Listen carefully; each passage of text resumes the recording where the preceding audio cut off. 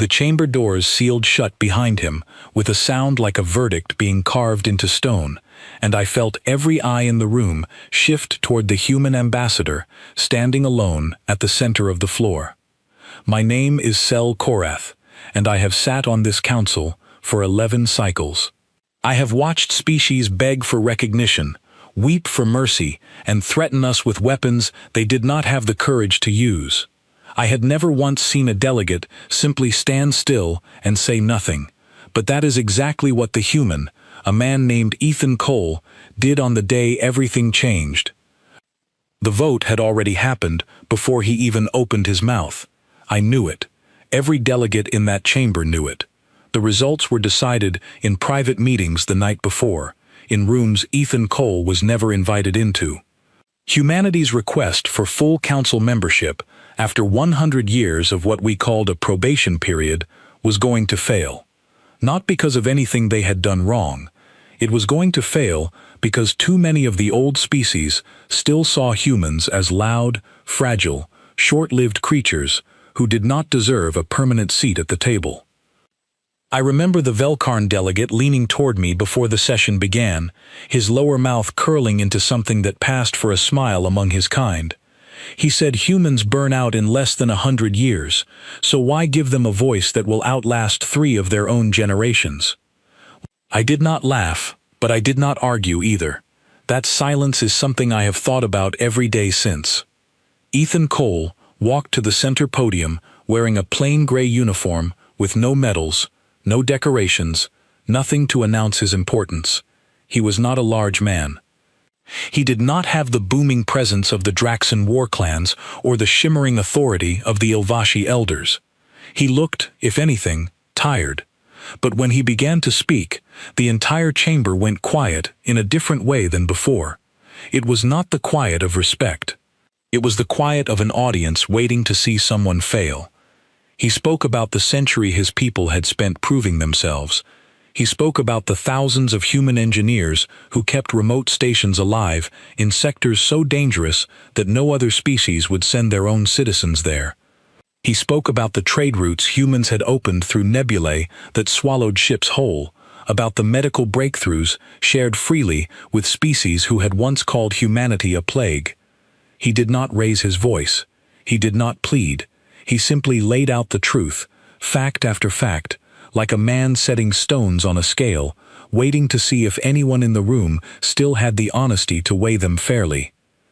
Nobody did. The vote came quickly after that, almost rudely quick, as if the council wanted to be finished with the matter before the human could say anything else that might make them feel ashamed. 61 delegates against. 14 in favor.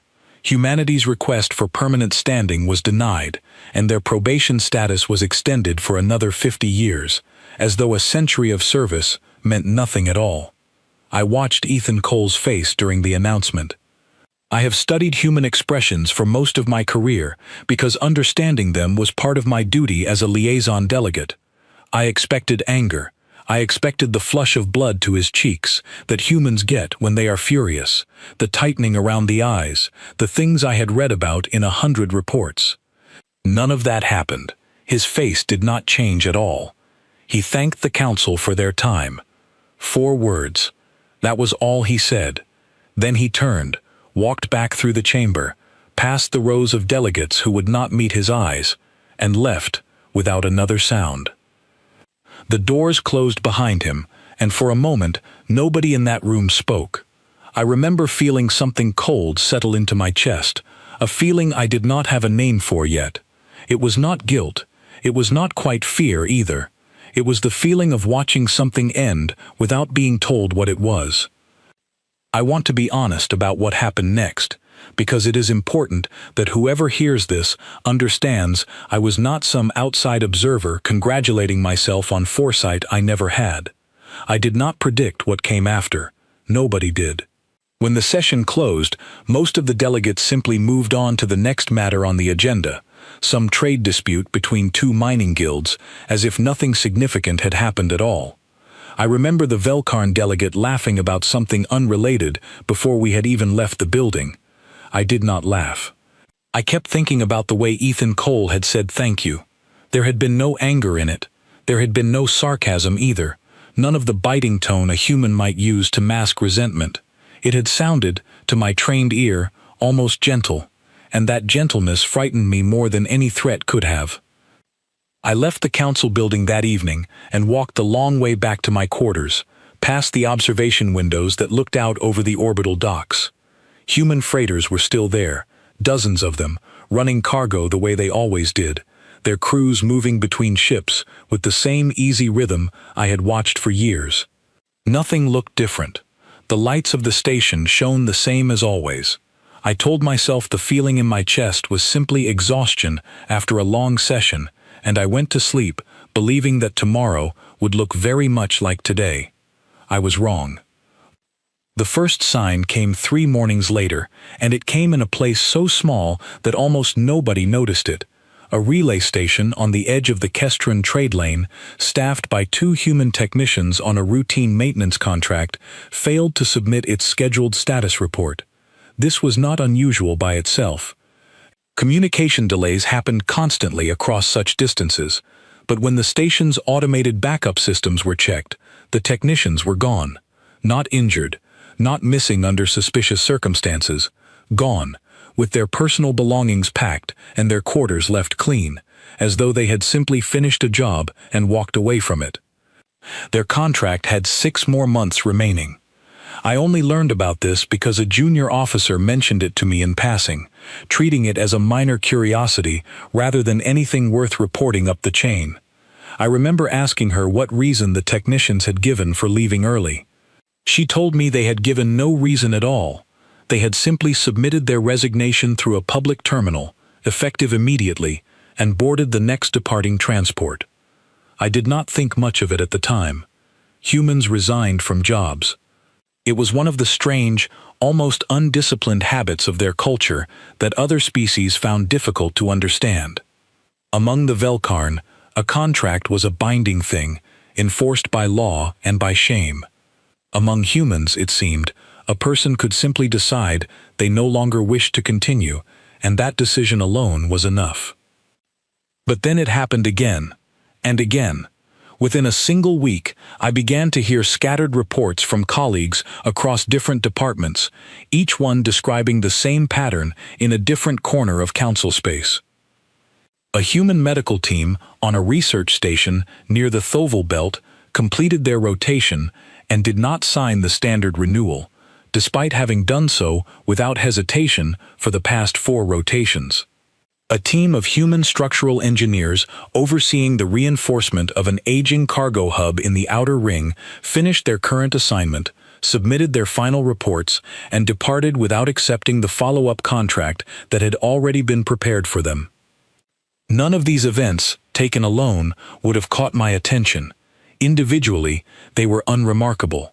It was only because I had been present in the chamber on the day Ethan Cole walked away in silence that I began to notice the pattern forming beneath them, like a shape slowly becoming visible under a sheet. I brought my concerns to my direct superior, a senior delegate named Doran Vashti, a member of the Ilvashi who had served on the council for far longer than I had. I remember standing in his office, trying to explain the feeling that had been building in me since the day of the vote. He listened patiently, as he always did, and then he told me that humans were simply an unpredictable species, prone to sudden shifts in behavior that meant nothing in the larger scheme of galactic affairs. He reminded me that humanity had no unified government, no single voice that spoke for all of them, and therefore no coordinated action was possible. Individual humans might resign from individual jobs, he said, but that was not a pattern. That was simply noise. I wanted to believe him. He had far more experience than I did, and his reasoning sounded sensible. But I kept thinking about the words Ethan Cole had spoken in the chamber, about the century his people had spent proving their worth, about the thousands of engineers holding together infrastructure nobody else wanted to maintain. I kept wondering what would happen if all of that quiet, unglamorous labor simply stopped. 2 weeks after the vote, I received a communication that I still remember word for word, because it was the first moment I understood that what was happening could not be dismissed as noise. It came from a colleague named Priya Anand, a logistics coordinator who managed shipping schedules for 3 sectors bordering human territory. She wrote to inform me that human trade vessels, which had accounted for nearly 40% of all cargo movement through her sectors, had begun canceling their scheduled routes without explanation. Not delaying, not renegotiating terms, simply canceling, one route after another, as if an invisible hand was quietly closing doors across the entire network. I asked her what the human trade guilds had said when questioned about the cancellations. She told me they had said very little. When pressed, the human representatives had responded politely, almost courteously, explaining only that their vessels were needed elsewhere and that they regretted any inconvenience this might cause. No demands were attached, no grievances were listed, no ultimatums were issued. It was, in her words, the strangest business correspondence she had ever received, because it contained no anger at all, only a calm and final sense of closure. I sat with that message for a long time after reading it. I thought about the mining guilds who depended on human cargo ships to move raw materials to processing centers. I thought about the outer colonies who relied on human medical teams for care that their own species could not provide in sufficient numbers. I thought about the countless small stations scattered across dangerous, unstable regions of space, kept alive by human engineers who had built reputations over decades for doing the work nobody else wanted. And I thought again about the silence in that chamber, the 4 quiet words Ethan Cole had spoken before he walked away. "Thank you for your time." Not a threat, not a promise of retaliation, just a simple statement of gratitude that had somehow felt heavier than any declaration of war. I did not yet understand what was coming. None of us did. We were still telling ourselves that this was a temporary disruption, a strange but ultimately minor consequence of a single unpopular vote. We believed that humanity, lacking a unified government and a single command structure, could not possibly sustain any kind of coordinated response. We believed that individual humans, driven by individual grievances, would eventually return to their posts once their frustration passed, the way a storm passes and leaves the sky clear again. I did not know then that there was no storm coming at all. There was only an absence, spreading quietly outward from a single chamber where a man had said thank you and meant it, and where 61 delegates had decided that gratitude of that kind was not worth listening to. By the end of that second week, I stopped sleeping well. I kept thinking about the technicians who had packed their quarters and left without a word of complaint. I kept thinking about the cargo ships that had simply stopped arriving, and somewhere in the back of my mind, a question had begun to form that I was not yet ready to ask out loud, because I was afraid of what the answer might be. What happens to a galaxy that was never built to survive without the one species it chose to insult? I was assigned, 3 weeks after the vote, to lead a formal investigation into what the Council had begun calling the withdrawal pattern. I did not ask for this assignment. Doran Vashti gave it to me because I was the one who had kept raising the alarm, and because, as he put it, if I was so convinced something serious was happening, I should be the one to prove it or disprove it. I remember the exact moment my certainty became fear rather than mere suspicion. It happened on a transport bound for the Halveth way station, one of the busiest hubs along what used to be called the Human Corridor, a stretch of space so thick with human freight traffic that other species had simply learned to plan their own routes around it. I had traveled that corridor a dozen times over the years. It was always loud, crowded, alive with the constant chatter of docking requests and cargo manifests. This time, it was almost silent. I stood at the observation deck of the transport as we approached Halveth, and I counted the ships visible on the display. Where I remembered dozens of human vessels moving in constant rotation, I saw perhaps 6. The docking bays that had once been filled to capacity sat empty, their lights dimmed to standby mode, waiting for arrivals that were no longer coming. A station official met me at the gate, a Velkarn administrator named Torv Kessin, and I asked him directly what had happened to the human traffic that used to define this place. He told me, without much emotion, that human shipping companies had begun terminating their docking agreements over the past 2 weeks, one after another, citing no specific complaint. When his office reached out to the companies directly, asking whether some dispute could be resolved, the responses were uniformly polite and uniformly final. The human representatives explained that they were consolidating operations closer to human-controlled space and would no longer be extending service through council territory. No threats, no demands for better terms, just a quiet, businesslike closing of the door. I asked him what the station intended to do about the sudden loss of nearly all its cargo traffic. He looked at me for a long moment before answering, and I remember the exhaustion in his voice when he finally spoke. He said the station had already begun rationing certain supplies, because the automated resupply contracts that used to be fulfilled by human vessels had gone unanswered for the 3rd consecutive cycle. He said they were trying to find alternative suppliers among the other species, but that human ships had always been faster, cheaper, and more reliable than anything the rest of the galaxy had managed to build, and there simply was no easy substitute waiting in reserve. I left Halveth with a report full of numbers that I knew would alarm the council, but numbers alone did not capture what I had actually witnessed. What I had witnessed was a kind of quiet I had never encountered before in all my years of travel through populated space. It was not the quiet of a place that had been attacked or destroyed. It was the quiet of a place that had simply been left, gently and completely, by the people who used to fill it with life. Over the following month, I traveled to 11 more stations and colonies scattered across different sectors, and the pattern repeated itself with an eerie consistency. Human medical personnel finished their rotations and did not renew. Human engineering teams completed their current projects and declined all further contracts. Human trade vessels stopped appearing on the manifests, their routes simply vanishing from the schedules as though they had never existed.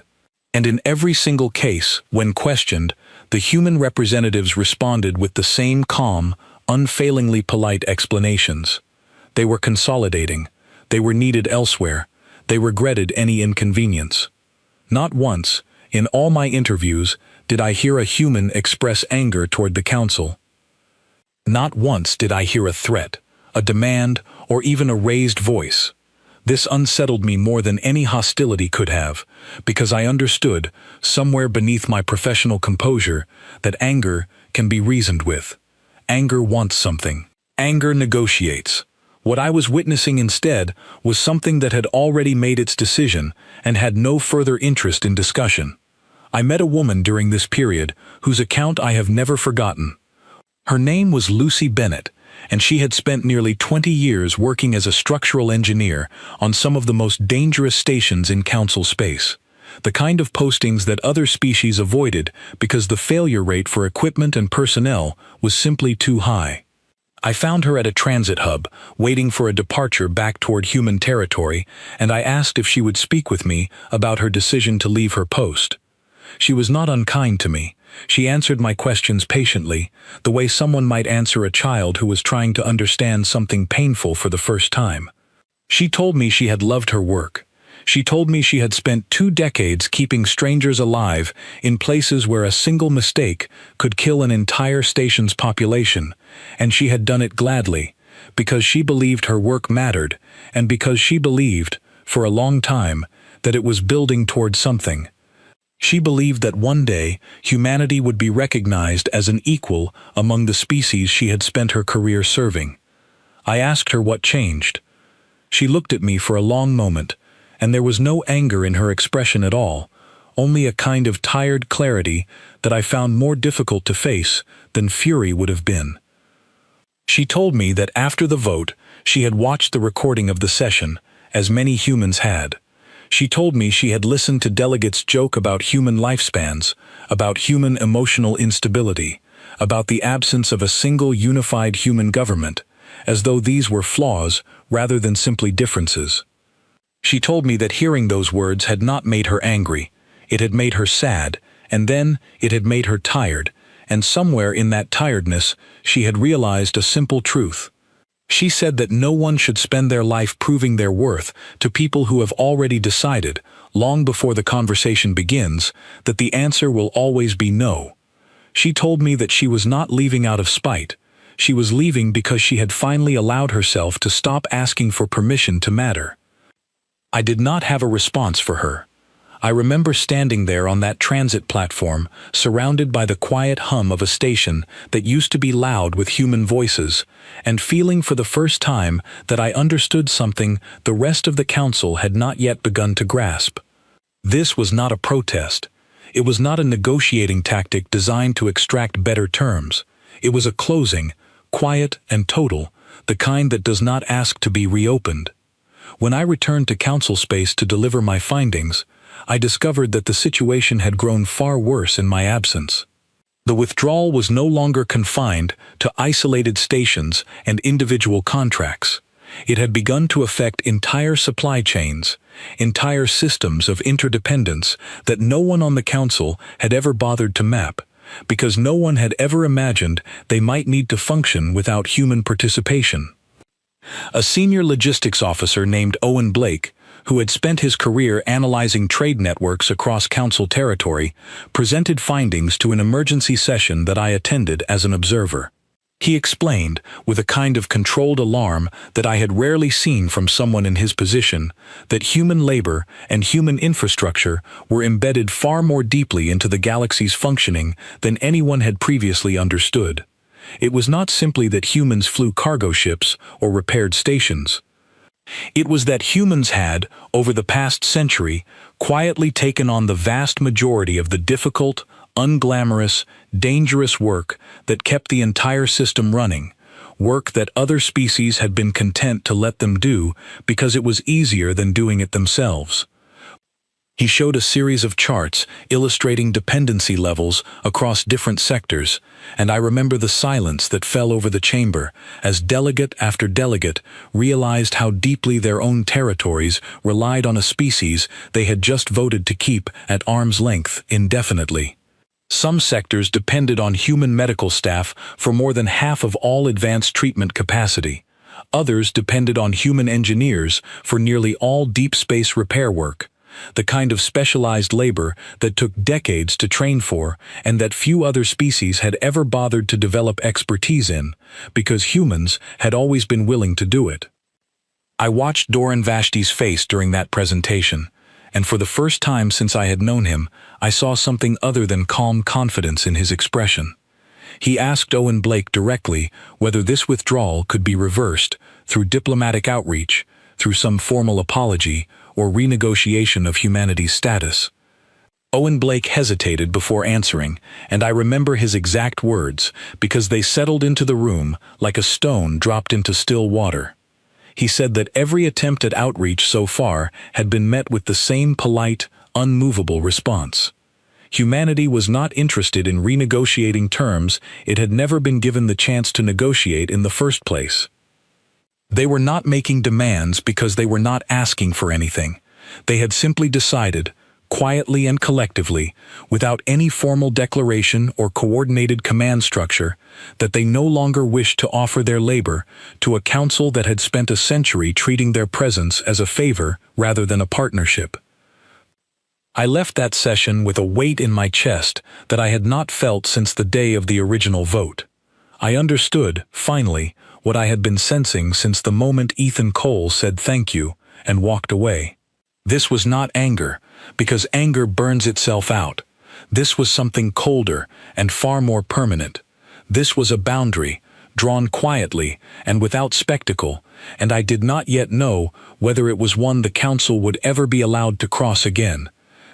In the weeks that followed, I began compiling a private log of everything I witnessed, because I sensed that history would need an honest account of what was happening, told by someone who had been present for all of it. I recorded the names of stations that began rationing basic supplies. I recorded the names of colonies whose medical systems began to strain under populations they could no longer adequately serve. I recorded conversations with officials who had once dismissed humanity's contributions as replaceable and who now spent their days searching desperately for alternatives that did not exist. And I recorded, Again and again, the same haunting detail that appeared in every single interaction with departing human workers and departing human trade representatives. There was no bitterness in their voices.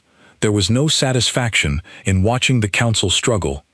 There was only a calm, settled finality, the kind of peace that comes when a person has finally stopped fighting for something they were never going to be given, and has chosen instead to walk away and build something better somewhere else. I remember standing alone in my quarters late one night, reviewing the data I had gathered, and finally allowing myself to ask the question I had been avoiding since the day of the vote. If humanity had spent a century quietly holding together the parts of this galaxy that no one else wanted to maintain, and if that century of service had earned them nothing but polite dismissal and extended probation, then what exactly had the rest of us built? What had the Council actually accomplished, beyond convincing itself that its own comfort was more important than the labor of the people who made that comfort possible? I did not have an answer that night. I only had a growing certainty that whatever came next would not be decided in the chamber where the vote had taken place. It would be decided in the quiet, empty docking bays, in the rationed supply lists, in the stations slowly losing the systems that human hands had once kept running without complaint or applause. And somewhere out there, in a corner of the galaxy the Council had never bothered to fully understand, humanity was building something new, without us, and without any apparent intention of ever looking back. The call came in the middle of what should have been an ordinary shift, and I remember the exact tone of the voice that delivered it, because I had never heard a council communications officer sound that afraid before. A station called Varen Hold, positioned along a mining route in a sector with almost no permanent council presence, had begun losing atmospheric pressure across 3 of its main sections, and the automated repair systems designed to handle the failure were not responding correctly to the damage. I was pulled into the emergency briefing within minutes, still holding the notes from my previous report, and I remember the room being far more crowded than usual, filled with delegates who had spent the past month dismissing the withdrawal as a temporary inconvenience and who now looked as though the floor had opened beneath them. A technical officer explained the situation as clearly as she could, though I could hear the strain in her voice as she spoke. Varen Hold had been maintained for the past 6 years by a rotating team of human repair specialists, the kind of workers who understood not just the station's official schematics, but its long history of small, undocumented quirks and workarounds that had accumulated over decades of patchwork repairs. When the last human maintenance team completed their rotation 3 weeks earlier, no one had replaced them, because no other species had workers trained in the specific systems Varen Hold relied on. The station's remaining staff, mostly administrative and mining personnel, had done their best to manage routine maintenance, but a cascading failure in one of the older pressure regulators had exceeded what they were capable of repairing on their own. I remember a Draxan delegate asking, with obvious frustration, why a single pressure regulator failure could not simply be fixed by any competent engineer, regardless of species. The technical officer explained, patiently, that Varen Hold's systems had been built and continuously modified by human engineers over such a long period that the station's internal architecture no longer matched its official documentation in dozens of places. Fixing it required not just general engineering knowledge but an intimate, almost personal familiarity with a system that had essentially been shaped by human hands into something unique. I volunteered to travel to Varen Hold myself, both because I wanted to see the situation directly and because I sensed, correctly as it turned out, that this crisis was going to become the moment when the Council could no longer pretend the withdrawal was a minor inconvenience. The station, when I arrived, looked far worse than the reports had suggested.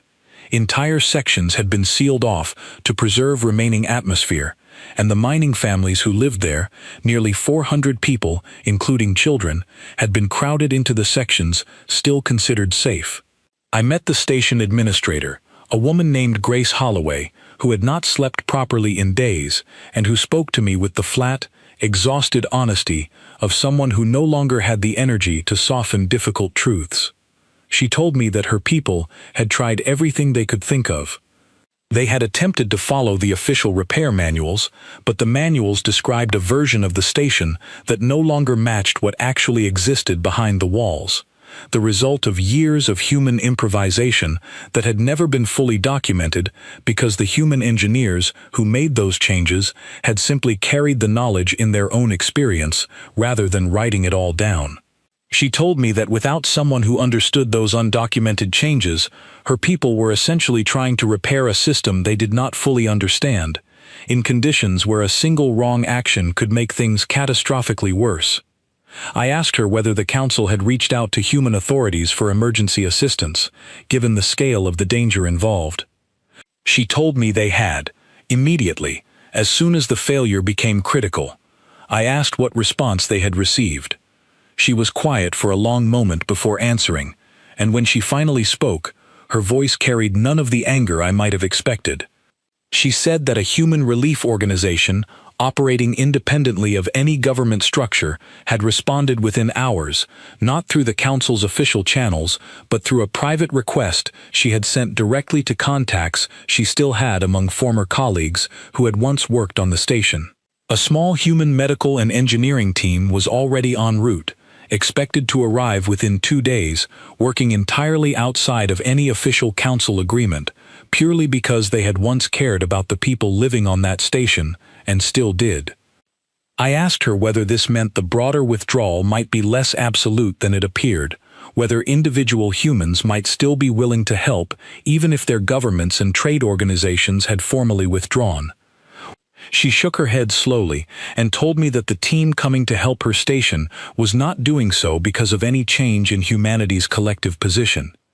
They were coming because they were the kind of people who could not stand by and watch children suffocate over a matter of politics, even after that politics had made clear how little their own people's decades of labor had ever been worth. She told me something else that I have carried with me ever since. She said that the willingness of individual humans to help in an emergency should never be mistaken for a willingness to return to how things had been before. She said her former colleagues had been very clear with her, in private conversation, that they would come to save lives because that was simply who they were, but that once the crisis was resolved, they would leave again, and they had no intention of renewing any long-term presence on a station governed by a council that had made its priorities so plain. I stayed at Varenhold long enough to witness the arrival of that small human team, 5 people who moved through the damaged sections with a calm, practiced efficiency that seemed almost supernatural after weeks of watching frightened administrators struggle with systems they did not understand. Within 18 hours, they had stabilized the failing regulator and restored full atmospheric pressure to the sealed sections. I spoke briefly with the team's leader, a man named Daniel Marsh, who had spent nearly a decade working on Varenhold before the withdrawal began. I asked him why he had come, given everything that had happened. He told me, without hesitation, that saving lives was never something he was willing to hold hostage to a political grievance, no matter how justified that grievance might be. But when I asked him whether he intended to stay and help rebuild a longer-term maintenance presence, his answer was immediate and final. He said that he had given 6 years of his life to that station, and that he had watched delegates on the council openly mock the value of exactly the kind of work he had done, and that he was not interested in giving any more of himself to an institution that had shown, so clearly and so publicly, how little it valued the people doing its hardest labor. He left within a day of finishing the repairs, along with the rest of his team, and Varenhold was left once again without any long-term human presence, its future maintenance uncertain, its administrator forced to search desperately for any alternative solution before the next system failure occurred. I returned to council space, carrying a report that I knew would force a reckoning, and it did, though not in the way I had hoped. The emergency session that followed was one of the most contentious I had ever witnessed. Delegates who had spent weeks minimizing the withdrawal now openly argued about what should be done, and I watched the council split into factions that revealed just how differently its members understood the crisis unfolding around them. One faction, led by an older Ilvashi delegate, argued that the council should send a formal envoy to humanity's leadership, offering an official apology for the conduct of the original vote and proposing immediate reconsideration of full membership status. This faction believed the withdrawal was fundamentally a response to injured pride, and that a sufficiently sincere gesture of respect could reverse it before the damage became irreversible. Another faction, smaller but louder, argued the opposite position with a stubbornness that frightened me more than the crisis itself.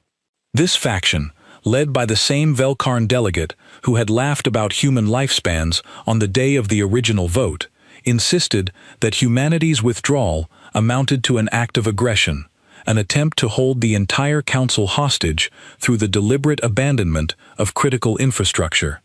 They proposed formal sanctions against human trade interests, restrictions on human access to council territory, and even discussed, in terms that made my stomach turn, the possibility of compelling human labor through legal penalties attached to any human found operating within council space without fulfilling prior service obligations.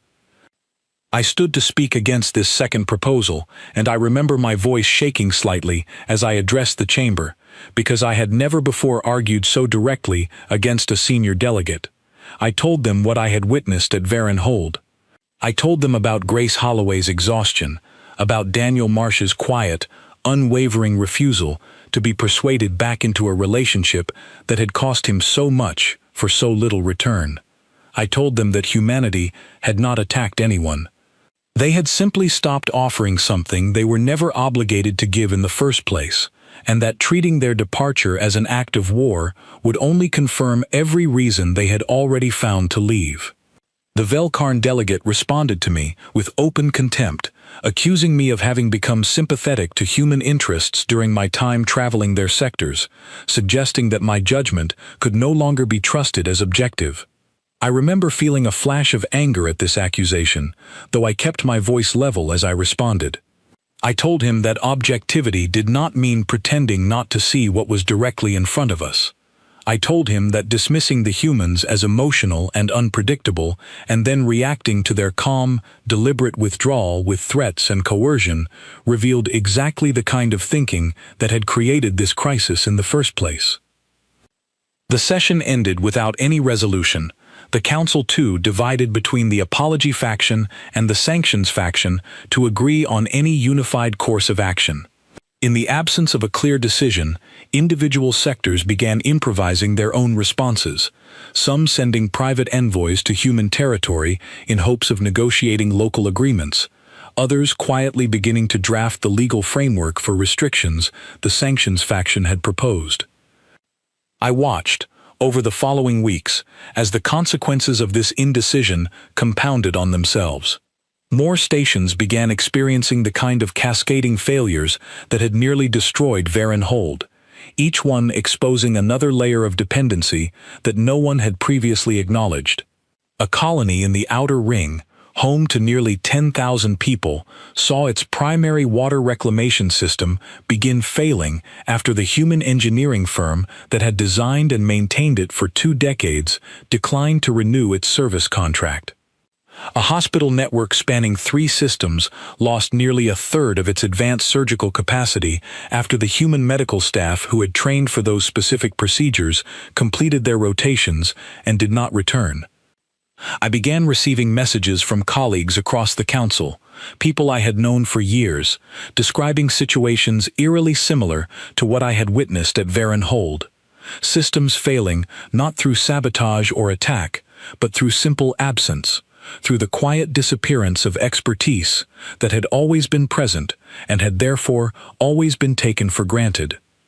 I remember one message in particular, from a colleague named Priya Anand, the same logistics coordinator who had first alerted me to the trade route cancellations weeks earlier. She wrote that she had begun to understand something she found deeply uncomfortable to admit. She wrote that the galaxy the council had spent centuries claiming credit for building had in fact been quietly assembled and maintained by a species the council had never fully respected, and that the withdrawal of that labor was revealing just how little the rest of them had actually contributed toward keeping their own shared civilization functioning. I traveled to 3 more crisis sites over the following month, each one following a similar pattern of failure and desperate improvisation. At each site, I found the same story repeated with only minor variations. Systems built or maintained by human expertise, failing after human departure, and local officials scrambling to find alternatives that simply did not exist at the scale or quality required. I also began to notice something else during these travels, something that troubled me even more than the immediate crises themselves. Other species, smaller and less established than the major council members, had begun quietly following humanity's example. I encountered representatives from a species called the Threnal, a small, technologically modest people who had spent decades trying and failing to gain any meaningful recognition from the council despite their own contributions to shared infrastructure. I spoke with a Threnal trade representative who told me, without any apparent bitterness, that her people had watched humanity's withdrawal with great interest and had begun quietly reconsidering their own relationship with a council that had shown, through its handling of the human situation, exactly how disposable it considered smaller and less powerful species to be. I asked her whether the Threnal intended to formally withdraw their own labor and trade participation in the same way humanity had. She told me that no formal decision had been made, but that increasing numbers of her people had begun asking a question that had never seriously been asked before. They had begun asking why they should continue investing their limited resources and labor into a system that offered them so little security and so little respect in return, when an alternative now existed in the form of the new, independent networks humanity appeared to be quietly building beyond council reach. This conversation stayed with me for a long time, because it revealed something I had not fully understood until that moment. Humanity's withdrawal was not simply a crisis contained within the boundaries of their own departure. It was becoming an example, a demonstration to every other overlooked and undervalued species in the galaxy that walking away was possible, that dependence on the Council was not the only available path forward, and that dignity, once someone had the courage to claim it, did not have to be negotiated for or begged. By the end of that month, the Council convened what was meant to be a comprehensive strategy session to address the mounting crisis, but I remember it primarily as a session defined by confusion and fear rather than any coherent plan. Delegates argued over data that contradicted itself, over reports that arrived faster than anyone could properly analyze them, over proposals that swung wildly between desperate appeasement and misguided aggression. I sat through hours of debate that produced no meaningful conclusion, and I left that session with a growing certainty that the Council, in its current form, was simply not capable of understanding what it was facing. I returned to my quarters that night and reviewed my private log once more, adding new entries about Varen Hold, about Grace Holloway and Daniel Marsh, about the Threnal representative and her quiet, unsettling questions. I thought about the original vote, about the 61 delegates who had dismissed a century of service with jokes about short lifespans and emotional instability. I thought about how completely they had failed to understand what they were actually voting on that day. They had believed they were simply denying a request for greater status. In truth, they had been deciding, without realizing it, how long the galaxy's most reliable foundation would continue holding up a structure that had never once thanked it properly for doing so. I did not yet know how the crisis would ultimately resolve, but I understood, with a clarity that frightened me, that the Council could not simply wait for humanity to grow tired of their absence and return on their own. Something had to change, and someone had to be willing to go directly into human territory, not as an investigator gathering evidence for a report, but as a witness willing to see clearly what humanity had built in the space the Council had left them, and to understand, finally, exactly what it would take to earn back something that had been so carelessly thrown away. I volunteered for that journey myself, though I did not yet know what I would find when I arrived, or whether I would be welcomed at all. The journey to human territory took 11 days aboard a transport that felt smaller with every passing hour, partly because of the uncertainty ahead of me, and partly because I had chosen to travel without the formal escort that council protocol usually required for delegate missions of this importance. I wanted to arrive as a single observer rather than as a representative of an institution that had already made itself unwelcome, and I believed, correctly as it turned out, that a smaller and quieter approach would tell me more about the truth of the situation than any formal delegation ever could. I expected, if I am honest, to find something resembling preparation for confrontation. I had spent weeks reading intelligence briefings that speculated about hidden military buildups, about weapons research accelerated in secret, about the kind of retaliation that a wounded and resentful species might plan once it had withdrawn its labor and gathered its strength. I had allowed myself, despite everything I had witnessed at Varenhold, to imagine that somewhere beneath humanity's calm exterior there might still be a plan for something more dramatic than simply walking away. What I found instead was almost unbearably ordinary, and that ordinariness disturbed me more than any weapon could have. The first human settlement I visited was a mid-sized colony called Ashford Reach, positioned along what had once been the outer edge of contested territory before humanity quietly consolidated its presence there.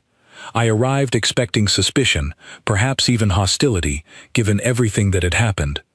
Instead, I was met at the docking platform by a colony liaison named Nora Vance, a woman with an easy, unbothered manner who greeted me with the kind of polite professionalism I might have expected from any competent official, regardless of the tensions between our peoples. She asked me, quite directly, why a council delegate had traveled so far without official escort or advance notice. I told her the truth, that I had come to understand what humanity was building now that they had withdrawn from council space, and that I believed the council's leadership did not truly understand the situation they were facing. She studied me for a long moment before responding, and I remember her expression carrying more curiosity than suspicion, as though she found my honesty unexpected but not unwelcome. She agreed to show me around the colony, though she was careful to explain that she was not authorized to speak on behalf of any formal human government, since, as she reminded me with a faint, knowing smile, humanity still did not have a single unified authority in the way council species tended to expect. I found this detail almost painfully ironic, given how often that very fact had been used as an insult during the original vote. What I saw, as she guided me through Ashford Reach, was a settlement humming with quiet, purposeful activity. New residential structures were under construction, built with an efficiency and attention to detail that suggested skilled labor working without the strain of overextension I had witnessed everywhere in council space during my previous month of travel. I saw a medical center, newly expanded, staffed by personnel who moved through their work with none of the exhaustion I had seen in Grace Holloway's face at Varenhold.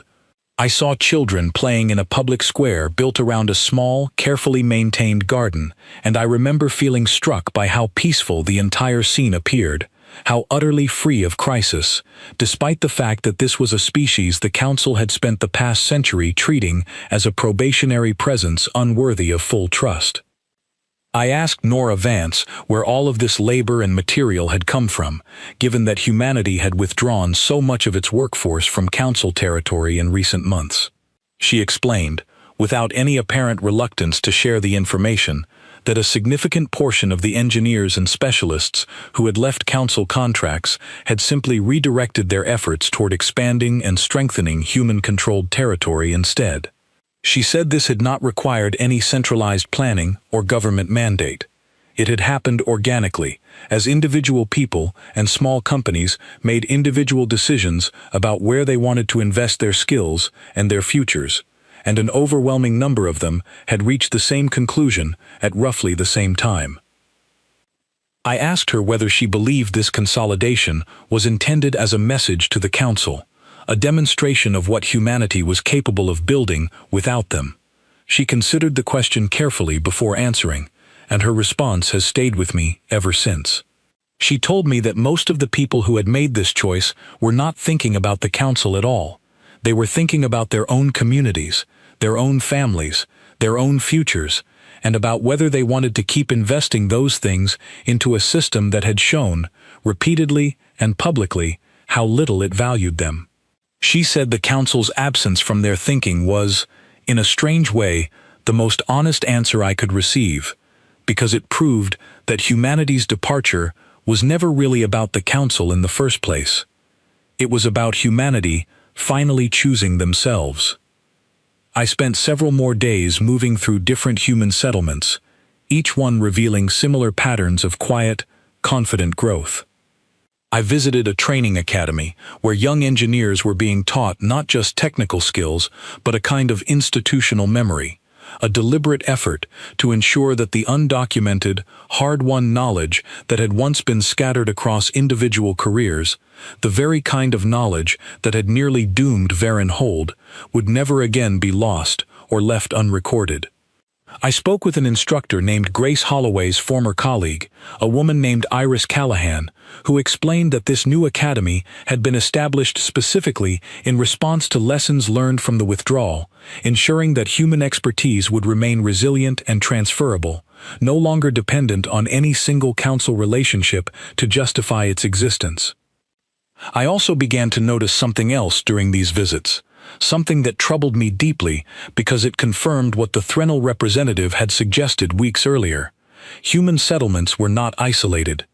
I encountered small delegations from other species living and working within human territory, having been welcomed there after their own governments began quietly exploring relationships outside the council's traditional structure. I met a group of Threnal engineers collaborating directly with human counterparts on a shared infrastructure project, working together with an ease and mutual respect that I had rarely witnessed among council member species during my entire career. I met representatives from two other smaller species I had barely heard mentioned in council proceedings, species that had spent years being overlooked and undervalued, now finding a place within a growing network that humanity appeared to be quietly assembling beyond the council's reach. I asked Nora Vance, during one of our final conversations before I departed Ashford Reach, whether humanity had any interest in eventually returning to council space, should the council offer a sincere reconsideration of the original vote. She was quiet for a long moment before answering, and I could tell she was choosing her words carefully, aware of the weight they would carry once I reported them back.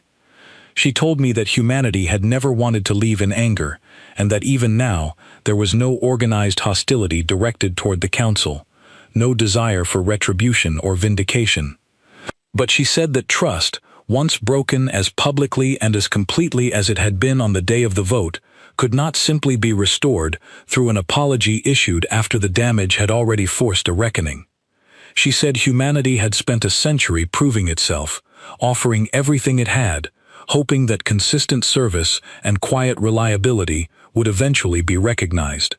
When that recognition was denied, not through hesitation or careful deliberation, but through open mockery and dismissal, something had broken that could not simply be repaired by reversing the original vote after the fact. She told me, and I have never forgotten this, that respect offered only after it becomes inconvenient not to offer it is not truly respect at all. It is simply regret wearing respect's clothing, and humanity had learned, through hard experience, to recognize the difference. I asked her what it would actually take, then, for any kind of relationship to be rebuilt between humanity and the council. She told me she could not speak for all of humanity, since no single person could, but she offered her own perspective as someone who had spent years working within council territory before choosing to leave. She said that humanity did not want apologies delivered out of fear of continued crisis. They wanted to see evidence that the council was capable of valuing them without first being forced into desperation. She said that until the council demonstrated, through real and lasting change, that it understood the difference between convenience and respect, any outreach it attempted would simply be met with the same polite, unmovable distance I had already witnessed across every human community I had visited. I left Ashford Reach carrying a weight far heavier than the one I had arrived with. I had come expecting to find anger, perhaps even the early stages of retaliation, something that could be understood and eventually negotiated through familiar diplomatic tools. Instead, I had found something far more difficult to address, a boundary drawn not out of malice, but out of hard-earned clarity, maintained not through aggression, but through the quiet, steady work of people who had simply decided to stop waiting for permission to build a good life. Before departing human territory entirely, I made one final stop, a small settlement near the border that had once served as a joint research outpost between human and council personnel before the withdrawal began. I wanted to see, with my own eyes, what had happened to a place that had once represented genuine cooperation between our peoples before everything changed. I found the outpost largely empty of council presence, its facilities maintained by a skeleton human staff who greeted me with the same calm, unbothered professionalism I had encountered throughout my journey. I spoke with the outpost's remaining director, a man named Daniel Marsh, the same engineer I had met months earlier at Varenhold during the atmospheric crisis.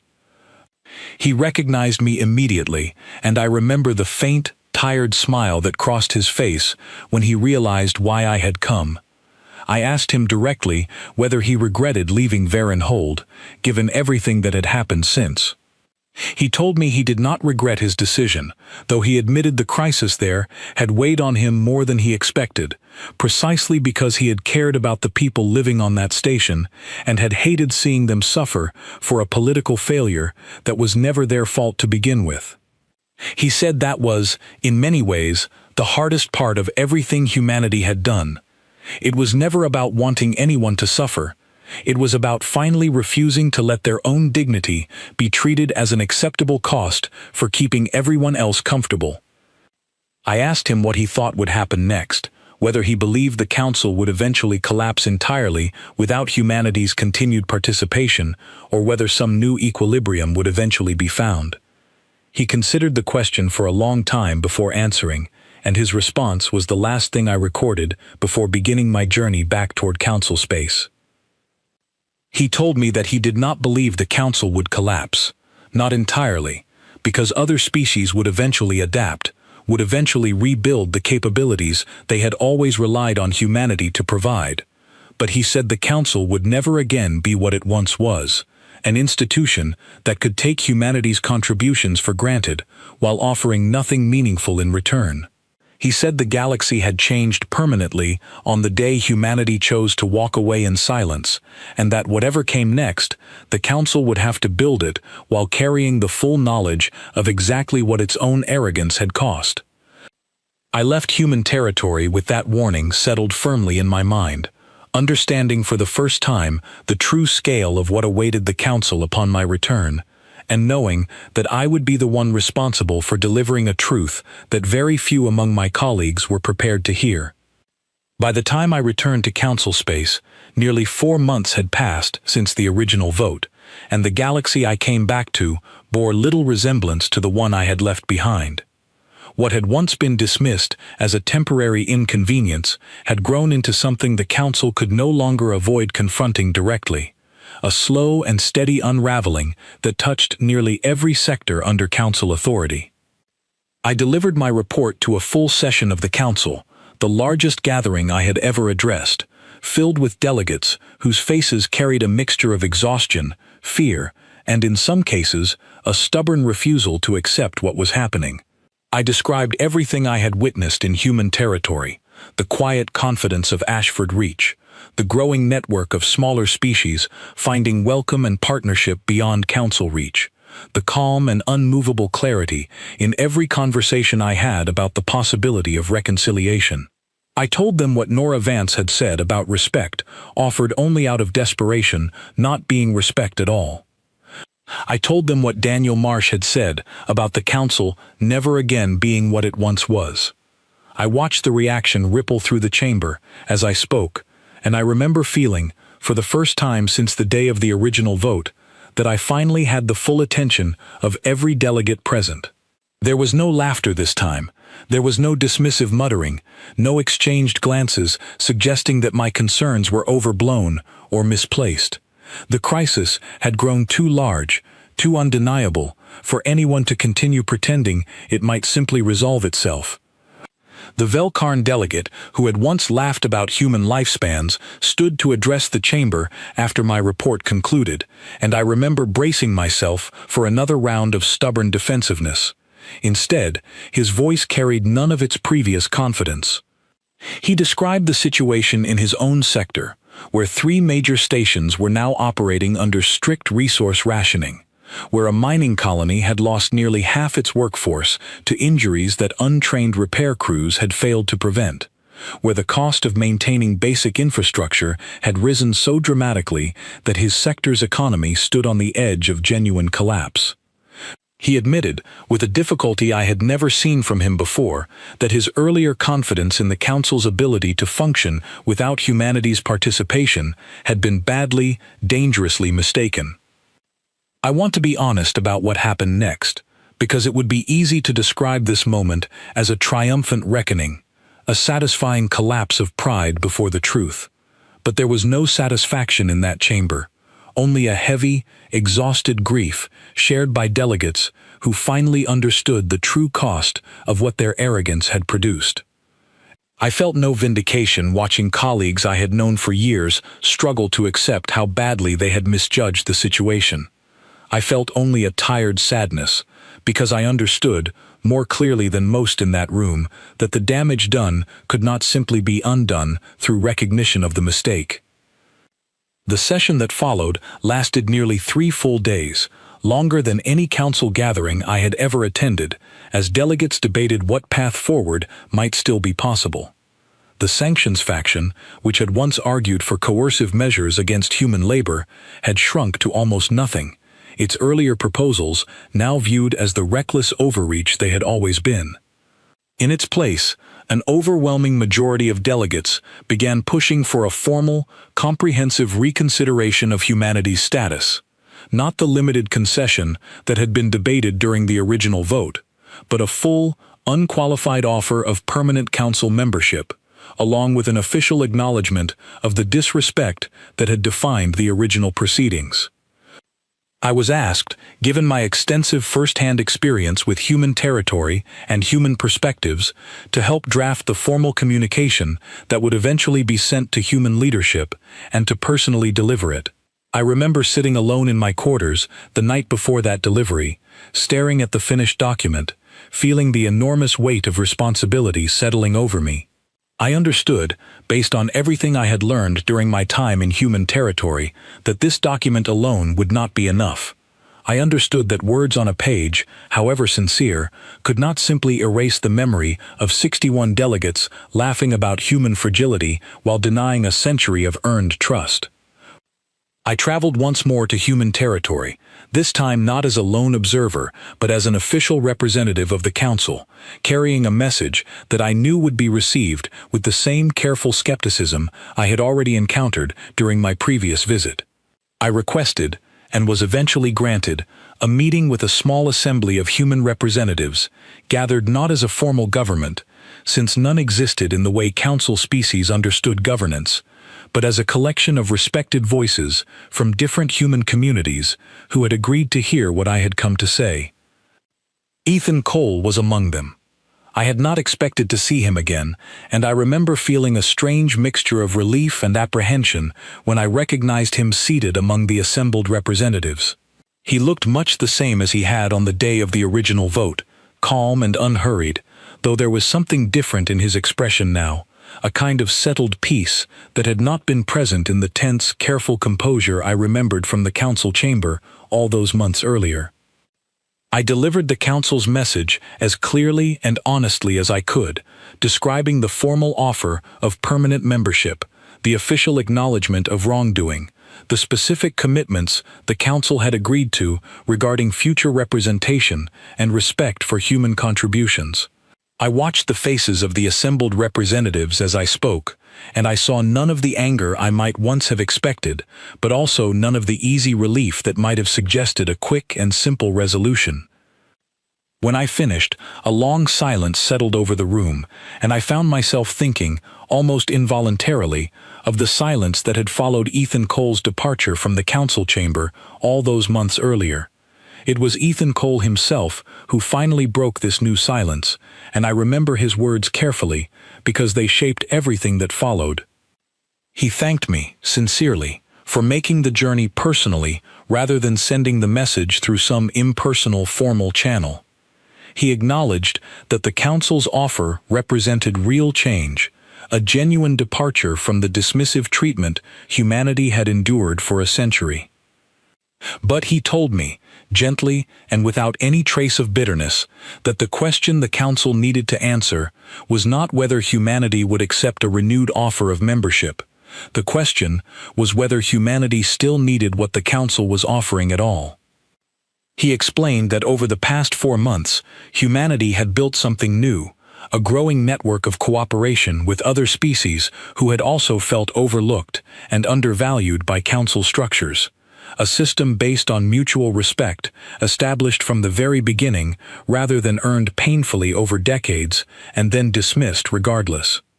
He said this new network was still small, still developing, but that it had already proven capable of supporting itself without any dependence on Council recognition or approval. He said humanity had learned, through hard experience, the danger of building an entire identity around the hope of acceptance from an institution that had shown, so clearly, how little it valued them. I asked him, as directly as I could manage, whether this meant humanity intended to reject the Council's offer entirely, to remain permanently separate from the structures that had once defined so much of galactic governance. He considered the question carefully before answering, and his response revealed a nuance I had not expected. He told me that humanity was not interested in permanent isolation, nor in holding on to resentment for its own sake. He said his people understood, better than most, the value of cooperation and shared purpose across different communities. But he said any future relationship with the Council would need to be built on entirely different terms than the ones that had defined the past century. It could not be a relationship where humanity offered everything and received only conditional tolerance in return. It would need to be a genuine partnership, built from the very beginning on equal footing, with human representatives holding real influence over decisions that affected them, rather than simply being granted permission to exist within a system controlled entirely by others. He told me that this new relationship, if it happened at all, would take time to build, far more time than the Council's current crisis could comfortably accommodate. He said humanity was not interested in rushing back into dependence simply because the Council had finally realized what it stood to lose. He said real trust could only be rebuilt slowly, through consistent action over years, not through a single dramatic gesture delivered in a moment of desperation. I returned to the Council with this message, and I remember the difficult, uncomfortable relief it produced among the delegates who received it. There would be no immediate, complete resolution to the crisis. Humanity was not returning in full, not immediately, not simply because the Council had finally offered what it should have offered from the beginning, but there was also no rejection, no permanent closing of the door. There was instead the beginning of something slower and more honest, a careful, incremental rebuilding of trust that would require the Council to prove, through years of consistent behavior, that it had genuinely changed rather than simply reacted out of fear. Over the following 2 years, I watched this slow rebuilding unfold, and I want to describe it honestly, without exaggerating either its successes or its continued difficulties. Individual human companies and independent teams gradually began accepting limited contracts within Council territory again, though always on terms that reflected the new balance of power that had emerged from the crisis. Human representatives were given genuine seats at decision-making tables across multiple sectors, not as symbolic gestures but as substantive positions with real influence over policy. The Council itself underwent structural reforms, driven partly by continued pressure from smaller species like the Threnil, who had witnessed humanity's example and refused to quietly return to their previous status as overlooked and undervalued members of a system that had shown its true priorities. I was eventually appointed to a newly created position within the Council, a role focused specifically on ensuring that the mistakes of the original vote could never be quietly repeated against any species, human or otherwise. I took this responsibility seriously, perhaps more seriously than any assignment I had held before, because I understood, from first-hand experience, exactly how much damage could be caused by a single moment of casual, unexamined arrogance. I met with Grace Holloway again during this period, now overseeing a fully restored and properly staffed Varon hold, its maintenance finally secured through a genuine long-term partnership rather than the fragile, undocumented arrangement that had nearly led to catastrophe. I met with Owen Blake, who had gone on to help design new infrastructure systems built from the beginning, with full documentation and shared expertise across multiple species, ensuring that no single group's knowledge would ever again become a hidden vulnerability. I even received occasional messages from Nora Vance and Daniel Marsh, both of whom had chosen, eventually and on their own terms, to re-engage with Council territory in limited capacities, their trust extended carefully and incrementally rather than granted freely all at once. I think often about the moment that started everything, that quiet chamber where Ethan Cole stood before a council that had already decided to dismiss him, and where he simply thanked them for their time before walking away. I have come to understand that moment as the truest demonstration of strength I have ever witnessed, not because it involved any dramatic display of power, but because it required an almost unimaginable discipline to walk away with dignity intact, rather than lashing out against an injustice that would have justified far angrier responses. I think, too, about the 61 delegates who voted against humanity that day, many of whom I still work alongside within the reformed council structure. Most of them have never fully discussed what that vote cost them, cost all of us, though I know the memory of it shapes every decision they make now, whether they acknowledge it openly or not. I do not believe punishment was ever what humanity sought, despite everything the council endured in the aftermath of their withdrawal. I believe what they sought, all along, was simply the basic recognition that a century of quiet, essential service deserved something more than probation and condescension. I recorded this account, this full and honest history of everything I witnessed, because I believe it is important that whoever hears it understands the true lesson buried within these events. Power, in the end, was never the deciding factor in this crisis. Humanity held no weapons capable of forcing the Council's hand, no military threat sufficient to compel a change of policy.